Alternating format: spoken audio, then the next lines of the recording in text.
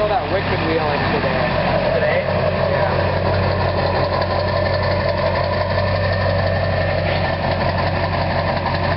Where'd you bring her?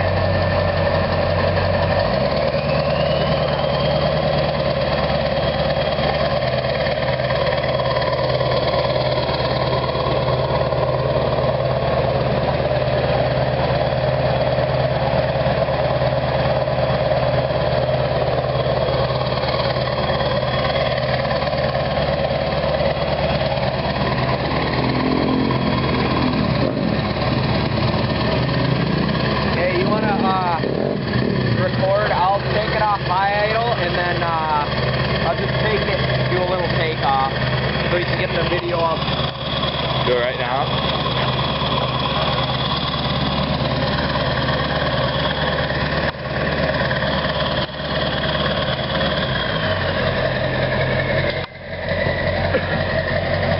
Thanks so much. Thanks, Tim.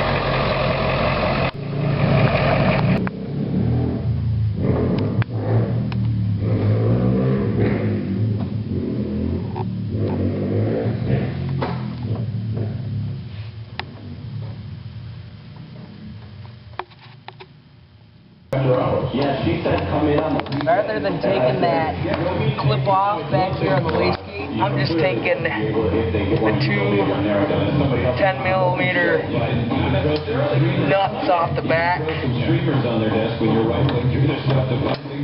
so I can take the wastegate actually off of the housing.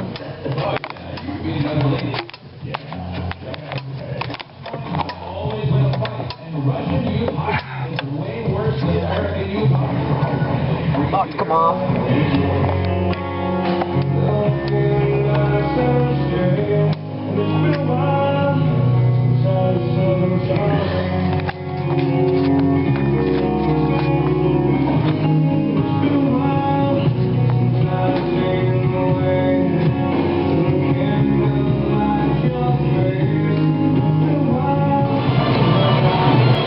Okay, so I just got that last 8mm 12 point out of there, and took the compressor housing off, and here's what it looks like under there.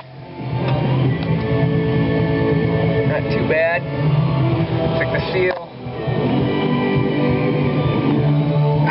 Seal around the housing's good. I want to check that. Looks like I got a little blow by and build up. I'm going to go ahead and clean that. And I'm going to remove this thing on the valve cover. It'll let me get the impact in there actually straight, so I'm not going to have any problems taking the wheel on and off. So go ahead and get that cleaned up and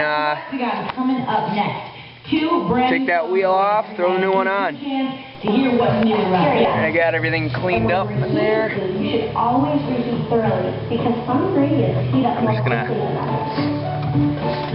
Make note of how far the wheel sits on the shaft.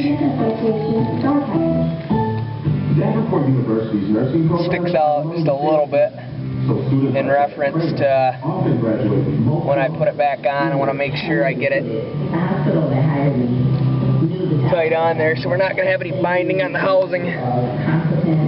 Confident, and preparedness. That's because Davenport teaches students the skills.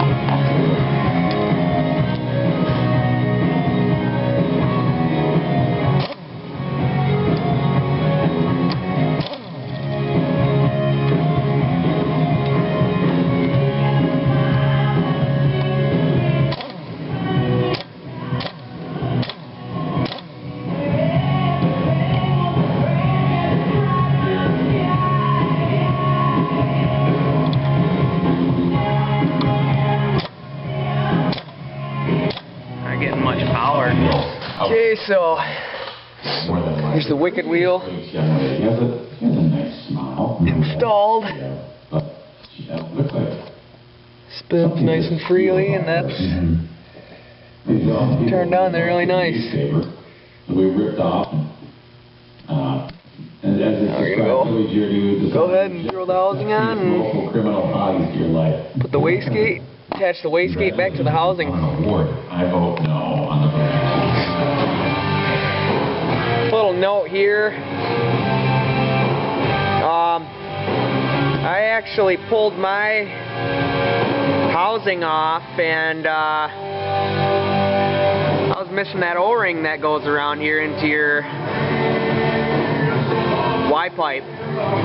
So here's what the O-ring actually looks like. I was missing that. Luckily I had an extra turbo laying around.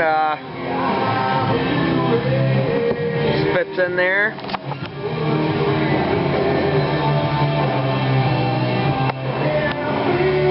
Yeah, I'm just this housing was in better shape than the one that was on my truck. Yeah, that O-ring was completely missing. Not good.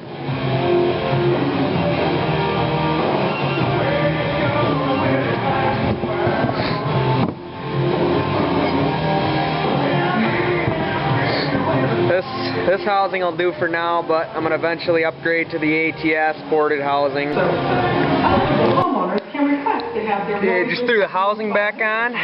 if the errors occurred during the foreclosure process. This review is free, and if an error is found, homeowners may be eligible what I'm going to do compensation or other remedies. is make sure, just double check and That could range from $500 make sure all the $1,000 8mm bolts are tightened down. programs to assist homeowners. I'm going to go ahead and Foundation of call at 1-855 jump in here and make sure this still spins freely. And as you can see, it does. So that means we're at a good step there. You don't want the wheel binding on the housing. Then you're going to have to get some binding. You're going to have to go ahead and take the housing back off and see what's up. I'm going to throw this band clamp back on and throw the wastegate back on the housing. Alright, finally got everything thrown back in there. Make sure you reconnect your wires on the wastegate coming off, going up to there on the Y-pipe. And I'm going to go ahead and do a first ever startup video with the Wicked Wheel. And stay tuned for more videos. I'm going to swap out this piece of shit K&N for some good quality filtration by S&B. Enjoy.